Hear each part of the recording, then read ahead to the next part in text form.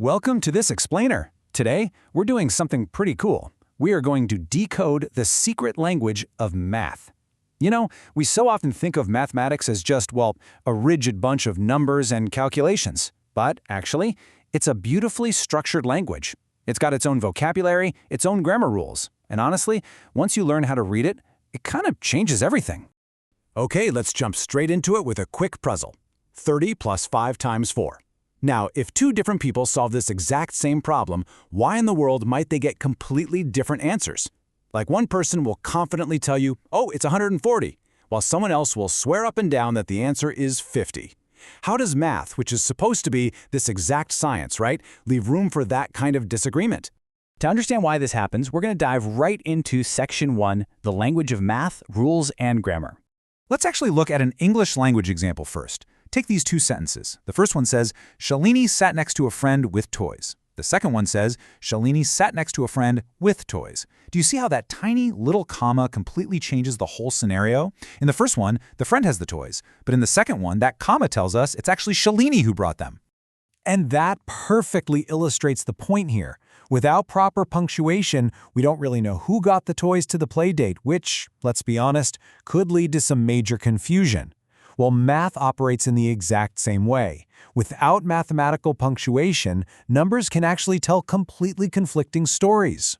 So just like words combine to form phrases in English, numbers and operations combine to form mathematical phrases. We call these arithmetic expressions. Basically, an expression is just a math phrase using numbers and operations that evaluates to a single value. For instance, if we want to describe a student, say Malika, spending 25 rupees every single day for 5 days on lunch, we don't need to write out a long paragraph. We just write the expression 5 times 25. Simple. Which brings us to Section 2, comparing phrases, visualizing math. Now, instead of relying on heavy calculations all the time, we can actually use simple logic and context. Let's look at Raja's marbles, represented by the expression 1,023 plus 125. And then we have Joy's marbles, which is 1,022 plus 128. So, who has more?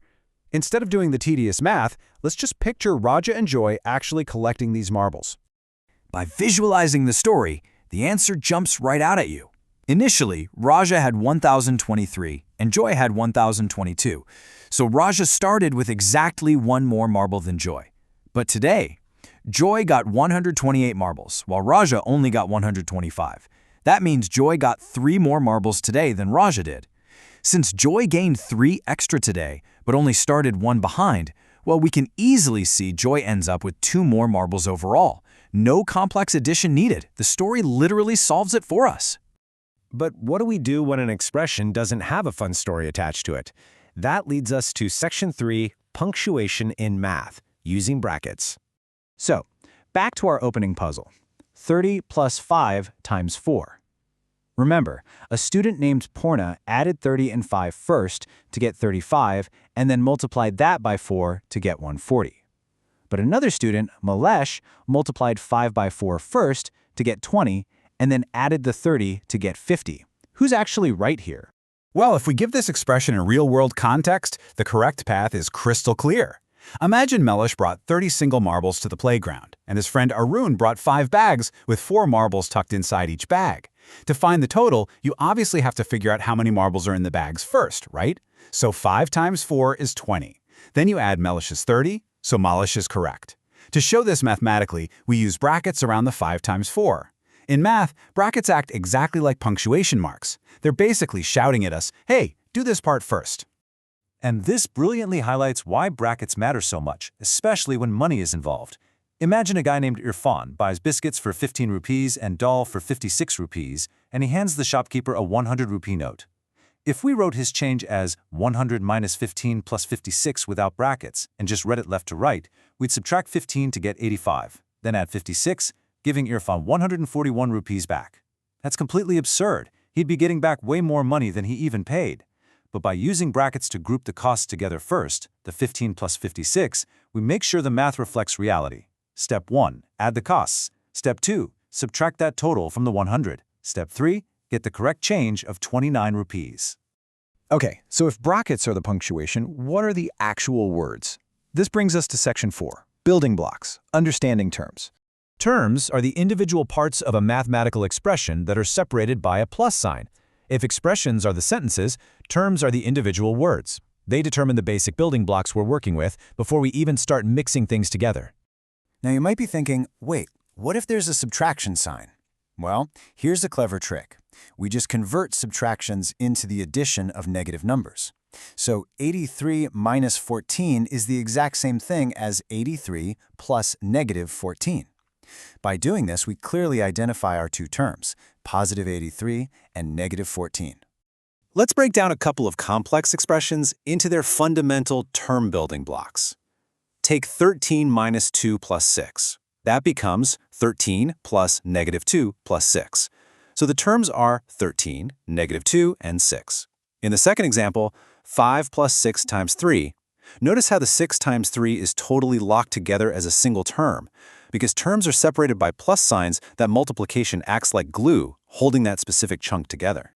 Now that we know the basic components, we arrive at Section 5, Swapping and Grouping Mathematical Freedom. Let's look at a quick story about Madhu flying a drone. It goes 6 meters up, then 4 meters down. Our expression is 6 plus negative 4, which equals 2 meters above the terrace. But what if we swap those terms? Negative 4 plus 6. It still equals 2. Think about it. It's just like putting on a hat and then your shoes. It looks the exact same as putting on your shoes and then your hat. Swapping the order of the terms gives you the exact same result. These rules are absolutely crucial and actually have special names. The commutative property means swapping the order of terms doesn't change the sum. And the associative property means grouping terms differently doesn't change the sum. What these rules mean is that in an expression with only additions, you can group or swap them however you want. If you're adding a massive list of numbers and spot two that easily make 10, just group them first. It makes calculations so much faster and really proves how deeply flexible math can be. So, as we wrap up this explainer, I want to leave you with this provocative thought. We know that mathematically, we can move terms around to make solving things a whole lot easier. But does changing the order of terms actually change the final story being told? Or does it just change the flexible path you take to get there? Think about that. The next time you see a string of numbers, remember, it's not just a cold calculation. It's a language waiting to be read. Thanks for joining me on this explainer, and keep looking for the hidden stories in the numbers.